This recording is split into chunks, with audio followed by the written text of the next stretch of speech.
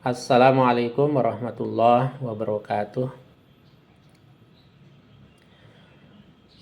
Alhamdulillahirabbil alamin wassalatu wassalamu ala asyrafil anbiya wal mursalin wa ala alihi wa ashabihi ajmain, amma ba'd. Kita masih mengkaji, membahas dan nanti tentu mendiskusikan terkait dengan persoalan-persoalan ibadah.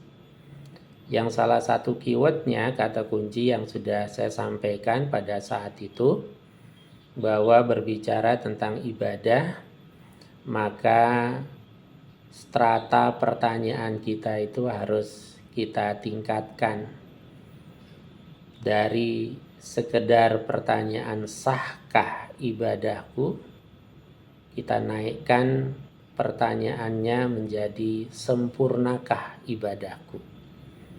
Karena sesuatu yang sempurna pasti sah, tetapi belum tentu yang sah itu sempurna.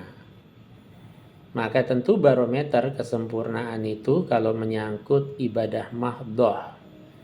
Apalagi pagi ini kita bicara tentang tema seputar problematika sholat. Maka tentu barometer kesempurnaan itu adalah dalil. Barometer kesempurnaannya itu adalah apa yang dicontohkan oleh Rasulullah SAW. Karena dalam hadis yang sangat populer, yang sangat terkenal itu, Rasulullah SAW menyampaikan kepada kita, "Shollu kama ra'aitumuni usolli."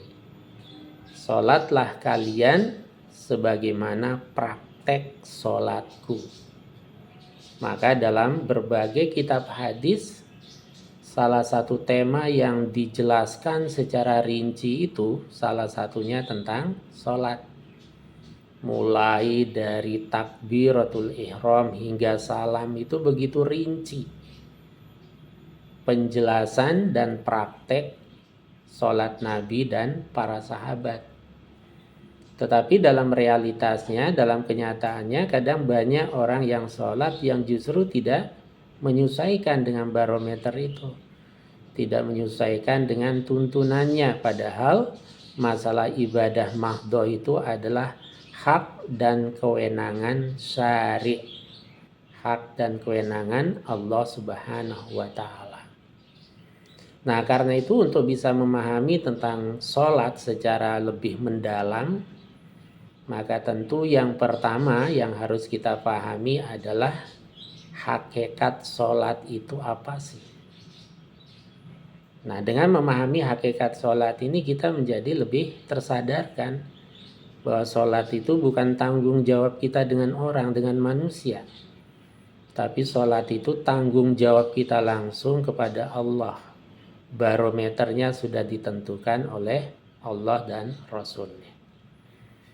Nah, kalau kita bicara tentang hakikat sholat, maka yang pertama dalam Islam bahwa sholat itu adalah salah satu dari unsur pokok bangunan keberagamaan kita. Atau sering disebut pilar bangunan keagamaan kita.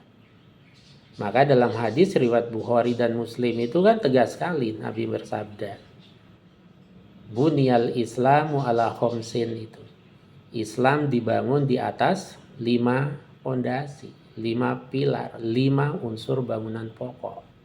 Yang salah satunya adalah wa iqamis sholah, yaitu menegakkan sholat. Nah, kenapa yang digunakan iqamah bukan if'alus sholah? Itu kan sangat filosofis. Kenapa perintahnya tegakkan sholat bukan laksanakan sholat? Karena dalam pelaksanaan sholat itu banyak aspek yang harus kita seriusi, yang harus kita tegakkan secara sempurna. Itu yang pertama. Yang kedua, ternyata sholat yang kita laksanakan ini adalah sebagai wujud konkret perjanjian antara seorang hamba dengan Allah Subhanahu wa Ta'ala. Maka setiap kita sholat Hakikatnya kita melakukan tajdidut tauhid. Kita terus memperbarui keimanan kita kepada Allah Subhanahu wa taala. Kita terus menguatkan ikatan dan perjanjian kita dengan Allah. Maka hakikatnya orang yang tidak sholat tanpa ada uzur syar'i yang membenarkan, maka hakikatnya dia telah baro'ah. Dia telah melepaskan, mengingkari perjanjiannya dengan Allah Subhanahu wa taala. Maka Rasulullah menyampaikan al-ahdul ladzi bainana wa bainahum as-shalah. Jadi perjanjian antara kita dengan mereka yang bukan muslim itu adalah justru sholat kita. Faman tarokaha faqad kafara. Maka barang siapa yang sengaja meninggalkan sholat, dia telah ingkar kepada Allah. Di situ menggunakan kata kafaro, kan kafir, telah ingkar kepada Allah. Nah ini masalah sholat. Jadi perjanjian kita dengan Allah Subhanahu wa taala. Yang ketiga, hakikat sholat itu, sholat merupakan identitas kemusliman kita. Ini apa kita pura-pura berislam atau kita benar-benar orang Islam. Barometernya itu sholat. Maka dalam hadis riwayat Ahmad itu dikatakan, la yunqadanna ural islami urwatan.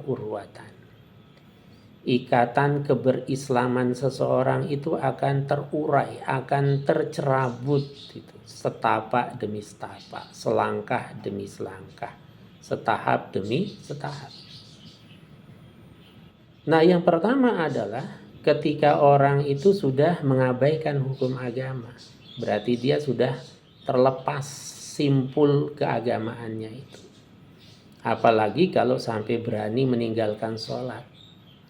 Kalau orang sudah berani meninggalkan sholat, maka pasti dia akan berani meninggalkan kewajiban-kewajiban agama yang lain.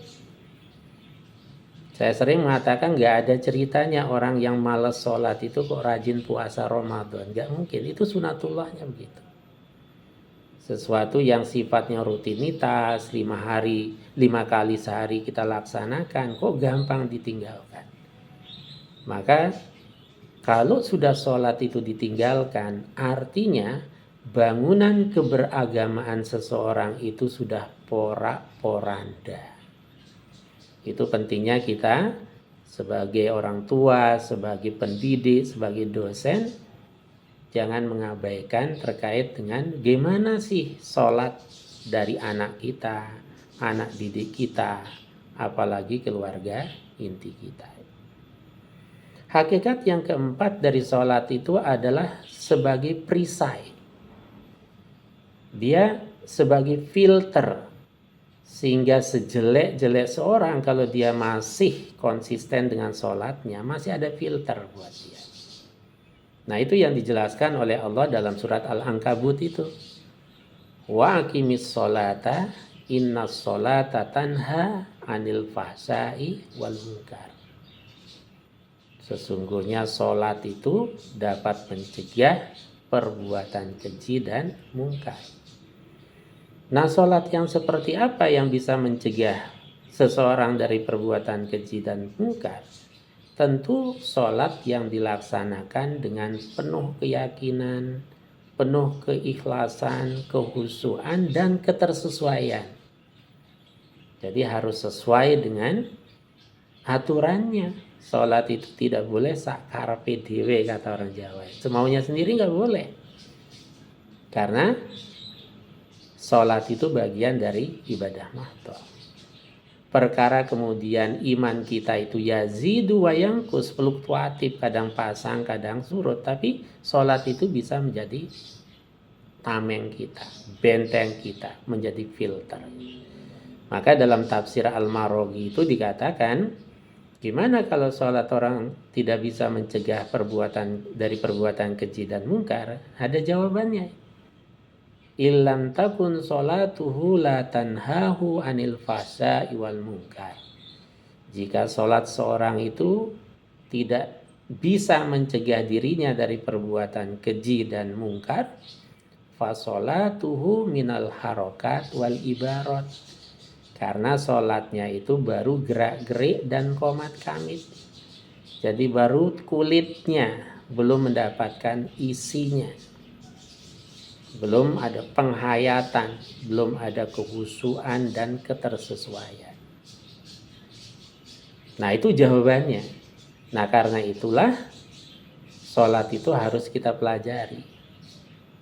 Idealnya, bagusnya, dan kehusuan sholat seorang itu tidak selalu linear dengan usia.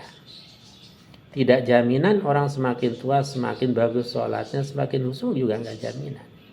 Maka sholat itu harus dipelajari sepanjang hayat.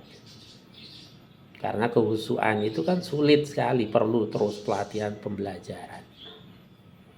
Jangankan sekelas kualitasnya Rasulullah SAW, jangankan sekualitas sholatnya Nabi. Saya turunkan saja misalnya, yuk siapa di antara kita, Pak Rektor, Pak Warek, para dosen, tendik dan semuanya, siapa yang berani menjawab bahwa sholatnya sudah sempurna? Siapa yang berani menjawab bahwa sholatnya sudah khusyuk?